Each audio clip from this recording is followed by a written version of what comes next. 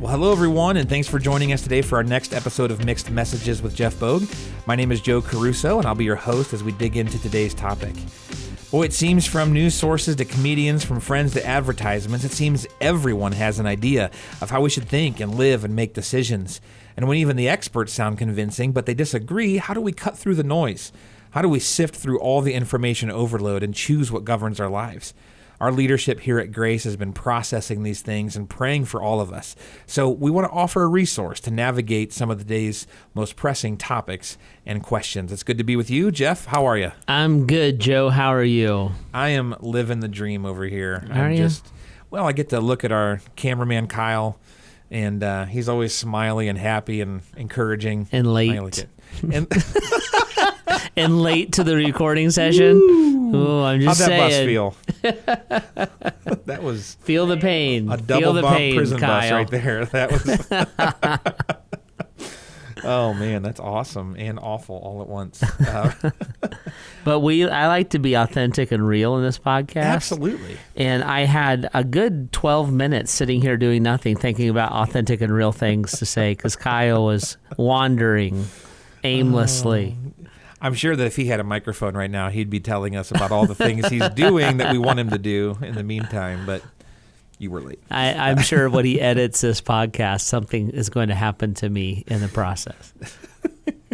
We'll wait to see if that's a visual edit or an audio edit. Yeah, that's right. A little bit that's of both. Right. So, good deal. Well, Jeff, today, as we sit here in real time, it is mid-August.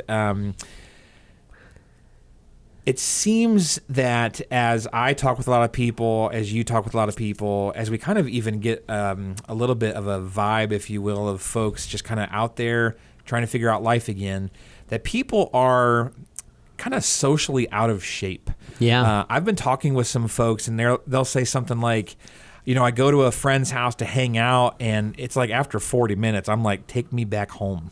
You know, I've talked with a few people like that here at church. Like, I'm so glad to be back in the building. But they're like, after even just a little bit of talking with people, it like ramps like a bell curve. Like, this is so great. And then all of a sudden it's like, okay, I'm ready to go home. Wears you out a little bit. Yeah. And the wearing out, I heard someone say you're socially out of shape. I like that language, but what do we do about that? Did we just say socially fat and lazy?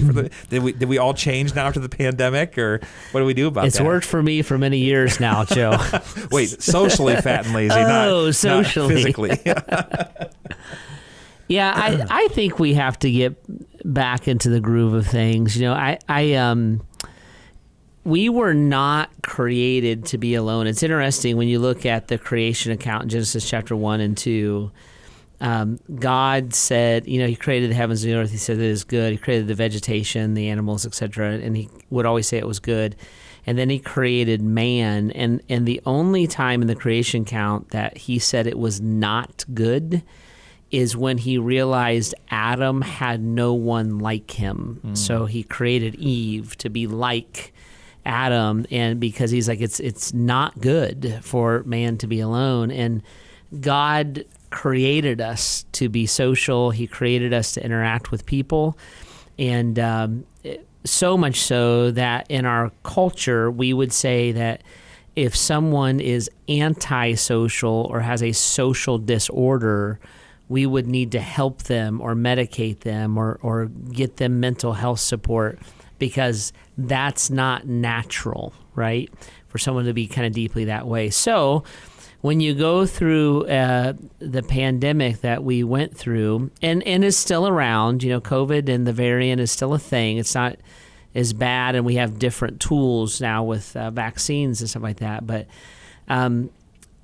the weirdest thing, the hardest thing of the pandemic, if you were not directly affected. So if you got COVID, then you know that nobody's overblowing what COVID does. And if you had a loved one that was deeply sick or even lost through COVID, you understand the physical ramifications. If you didn't have a severe case of COVID or the physical ramifications of the virus itself, then the thing that was hardest for you was the quarantining. And maybe like my one son, poor guy, he got quarantined 4 different times from school last year, and he never had COVID. He's just sitting with the wrong people at the wrong time, kind of thing.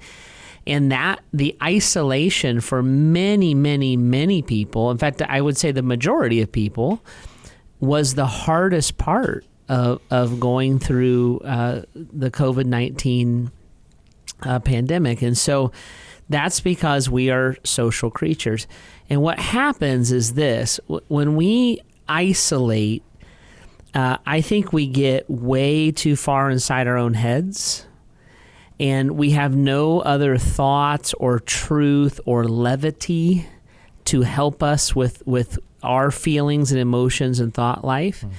And so that happens. We really, really overthink, and we start to think in a little bit of a narcissistic way because it's the only perspective that we have. I find that a lot of people get depressed. I am like that. I'm actually not a extrovert. I can do extrovert things. I'm actually by nature more of an introvert.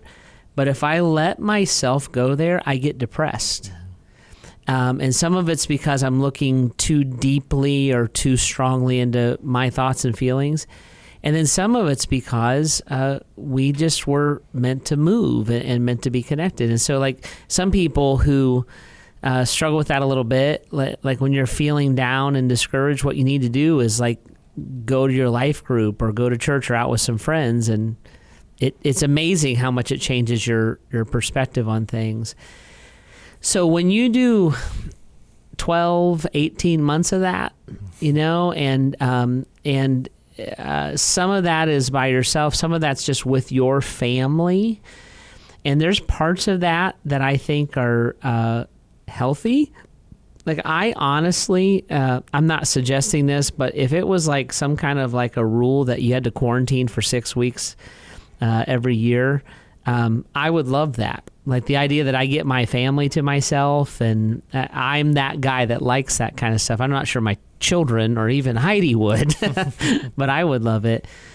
But you get into little bubbles, and you start thinking about only your family dynamic, only your personal, the things that like personally pertain to you. And God did not construct human beings to be that way. He certainly didn't construct the church to function that way.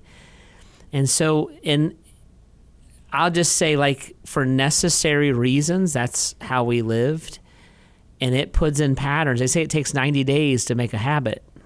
So we're way past that marker, and now we have habits and patterns in our life that to be healthy as people and to be a healthy part of the body of Christ, we're going to have to lean into a little bit if we haven't already. Yeah. I like what you said there, and it made me think of this whole idea that like you can become too introspective.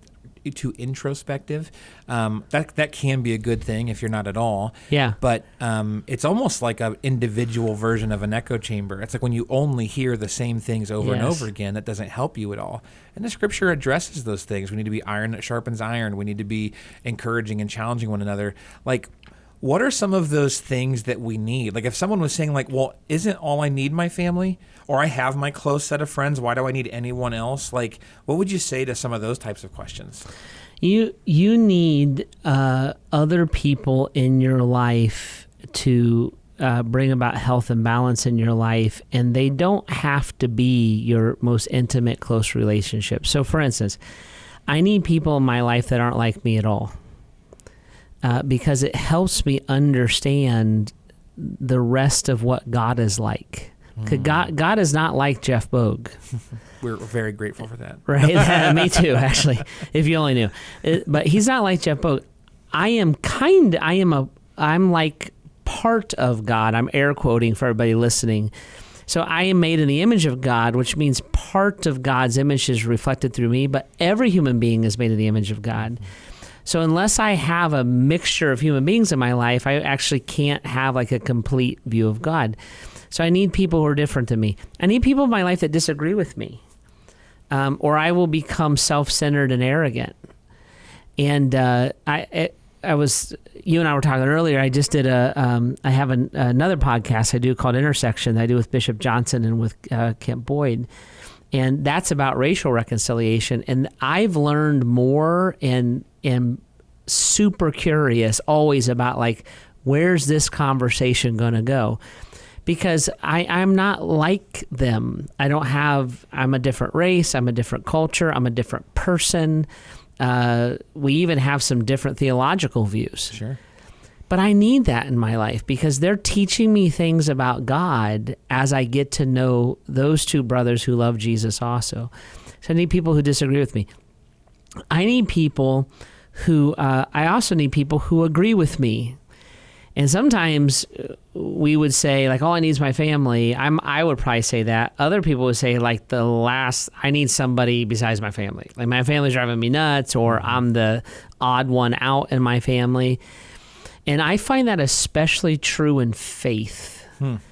Like we live in a culture that does not celebrate faith or Christ anywhere. And if I'm not with the Church of Jesus Christ and in biblical community, then no one is affirming that I'm not crazy for believing Christ for who he says he is, right? And I need that. On the cultural side of it, that is an example of like what Pride Month is. Pride Month is people coming out with their sexual identity and a bunch of people saying, "Hey, we agree with you," and it gives them courage, right? Well, I need that spiritually.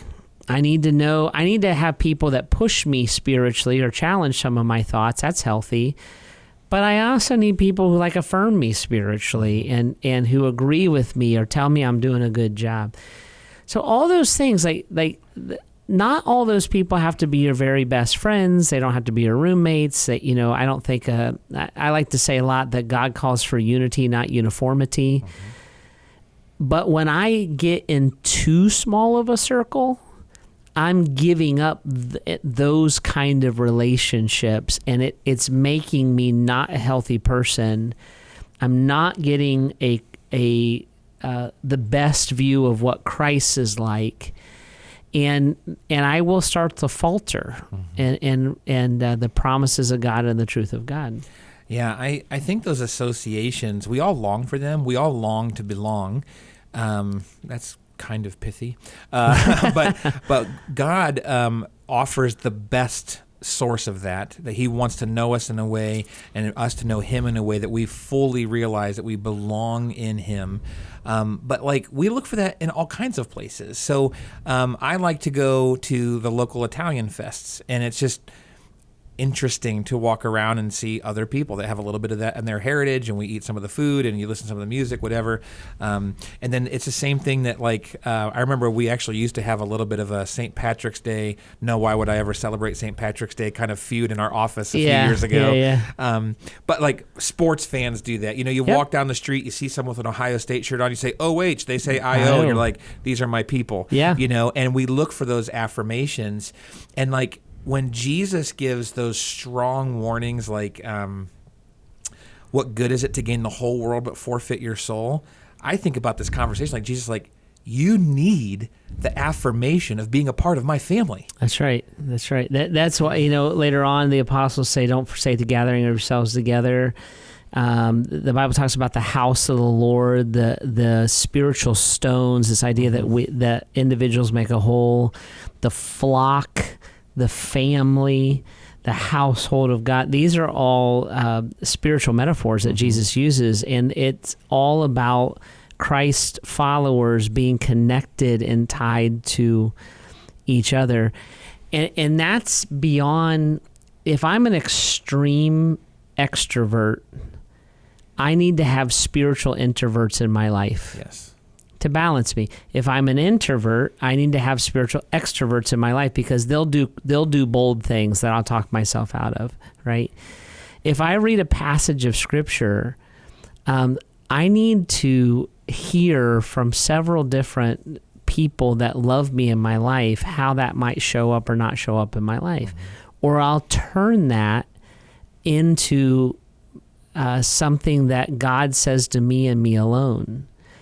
And I'm not trying to be snarky here, but that's right on the borderline of what people who have delusional views about God, how they think. Mm-hmm. And I've actually interacted many times with like this, where they'll say like, God said to me. Mm-hmm. And I'm like, but that passage is to the church, right, or that was to Israel. Well, God said to me, but is anybody telling you that God didn't, like, is anybody helping you to balance that? Now we'll do not mental ill levels of that, but we'll do that personally. Sure. Like God is affirming my opinion, yep, and God is affirming my point of view, and God is affirming, the Bible is saying whatever I needed to say to justify what I'm doing in my life. Mm-hmm. That's the kind of stuff that happens in isolation. Yep. And breaking out of that, becoming social again, so to say, is absolutely a big deal. Heidi and I got invited to a impromptu gathering the other night, and we're like everybody else. We had a total ability to check out of it because it was impromptu, it was last minute. I was like, I'll see. I don't even know. Heidi actually wasn't even home. I was like, I'll see. I don't know. So we could have come through a long day and been like, you know what? We couldn't make it. You had like the social excuse. I had a long day that day for a plethora of reasons. Went home. I was like, are we going to go? Heidi's like, yeah, let's go. So we went. I was kind of half excited about it. By the end of the night, we had so much fun, and it was such great conversations. And these people happened to be believers, so it was everything from the Browns to work to the Lord, enriching conversations. And because of all that we've gone through, I kind of had to make myself do it. Mm-hmm. Because what had become familiar was I stay at home, maybe turn on a game with the kids and like to go out, and I'm like, oh, like I missed this and needed this and probably didn't even realize that this was something that my heart was longing for a little bit. And I think that's where a lot of us are. It's like, I kind of have to like make myself go out a little bit because I've found these comfortable habits. Whenever you don't have people in your life is usually easier. Sure. So, because it can be very self-focused. Yep. Right? So like, we've had a very self-focused life. I don't have to deal with drama, people's problems, blah, blah, blah. And so I have to push myself a little bit.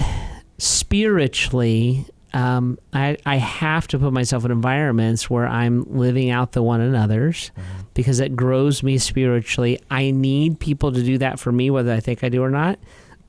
And then spiritually, I need to do that for other people. Yeah, something you were saying made me think of that old, I guess, cliche picture of if you put 5 people in the pitch black in a room with an elephant, and then they're like, well, what do you see? And like, well, this seems like a tree to me, and this seems like a fire hose to me, and this seems like a little branch to me. Oh, I have a horn over here. Well, that's one part of the application of that is we all see different things. Yeah. But then if the lights never turn on and we don't start talking about maybe this is all connected, we start building our whole lives around, well, my life is around a tree. Well, my life is around a fire hose, and we don't hear or see each other's perspectives. And now we're building and the whole time it was an elephant in the middle of the room. It wasn't even any of those things. And so we have to be willing to have those conversations with people and actually step out and say, will you help me see things how you're seeing them?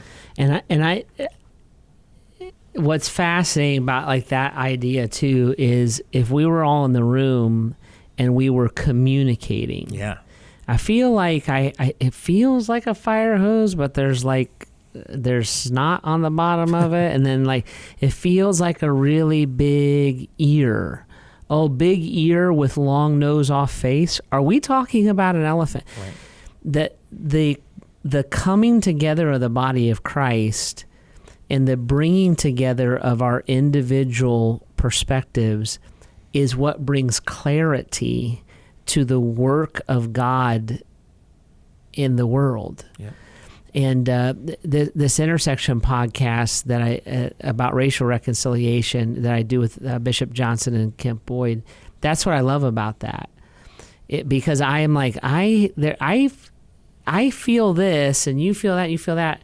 Are we talking about this? Mm-hmm. And then when you identify the elephant in the room, now you're actually having like the right conversations and the healthy conversations, and because you're like, no, it's thick and round. And like, no, it's flat and laid out. It's like, oh, it's a leg, it's an ear, kind of thing. Mm-hmm. And that is all missed, right? The joy that you can bring to other people, the comfort that you can bring to other people.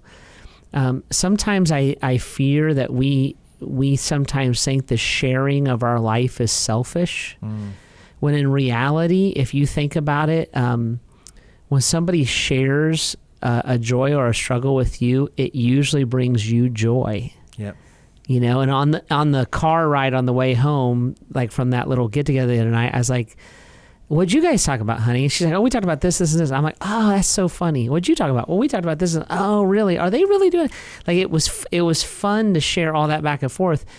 We weren't critiquing the evening. We were communicating the stories that we weren't sitting there ourselves to hear. Yep. You know, and God just created us that way. I don't think anybody sinned by isolating. I don't think that for a second.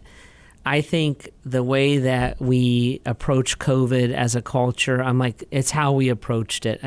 Arguing it back and forth, it's like, it's pointless, and there's legitimacy on both sides of the argument. I think we are now where we are. And especially, I was thinking about this today, because we're talking about, you know, leaning into the fall this fall at the church here, and we're talking about how we really need to, we really want to kind of get on mission. Like the church is to turn to each other during difficult times. And I feel like Grace Church, we did our best to do that. We did our best to love each other. We did not do that perfectly. We never will, but we tried. Mm-hmm. But God didn't give the church to the church. He gave the church to the world. And so in times of trial, the church turns to each other. In other times, in normal times, we turn to the world on mission. Yeah. And we sacrifice even each other toward our efforts toward each other to give to the world.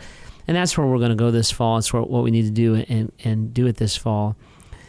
But I was thinking about that and like the need to do that. And I thought, yeah, we're going to have to, like, if I haven't seen you for 12 or 18 months, we're going to have to take the time to like catch up. Yep. And reacquaint. Yep. Because I'm a different person.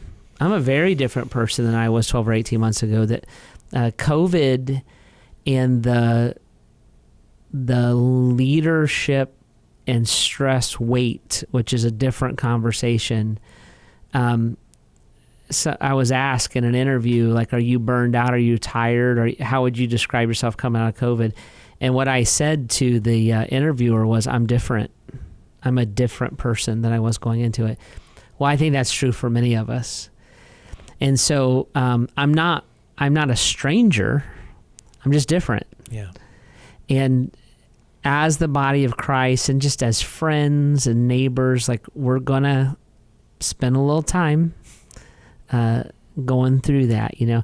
It's not the first time. I always think about, every time I was really, really discouraged during COVID, I always thought to myself, at least it's not 1941, where 3 of my boys, and actually now 4, would be off to war. I'm like, so we've done harder things. Sure.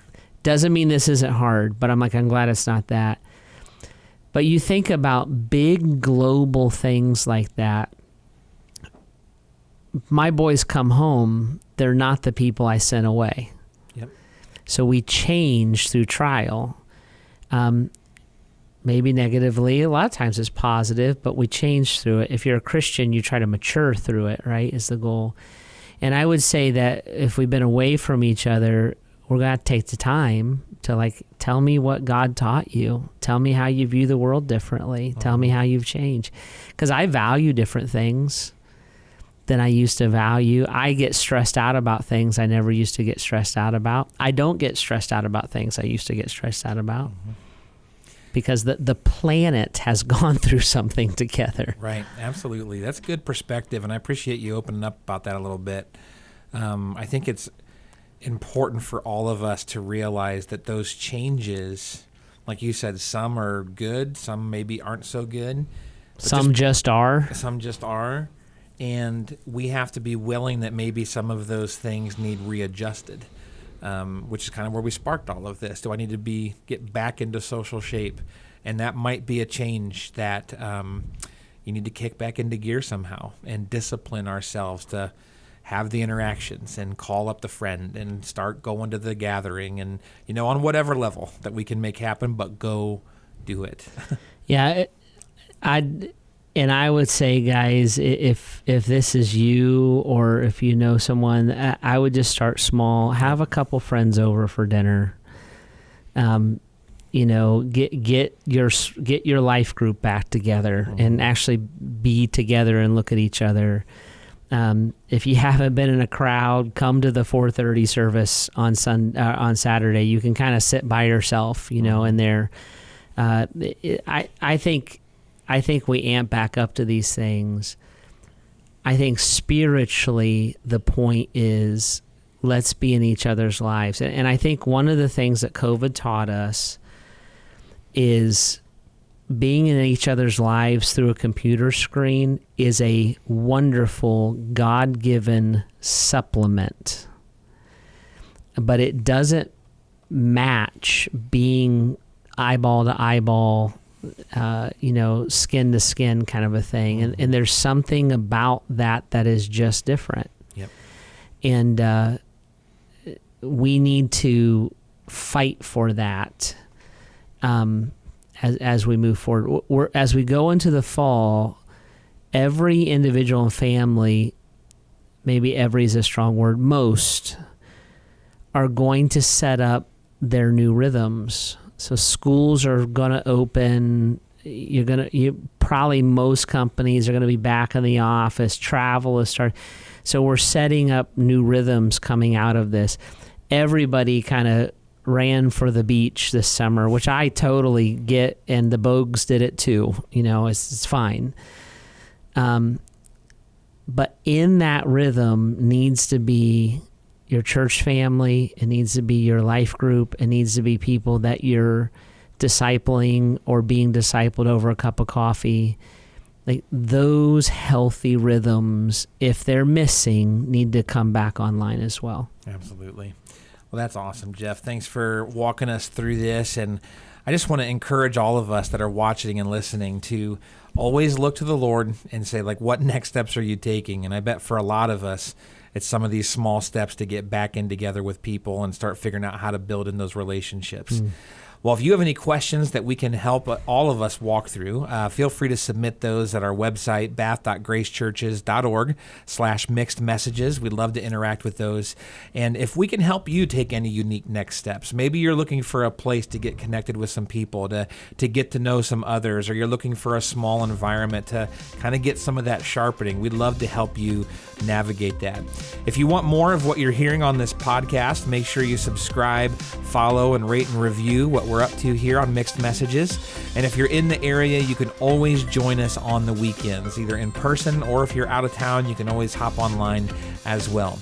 Well, we appreciate you jumping in with us today as we continue to ask and seek God's voice through all the mixed messages around us. See you next time.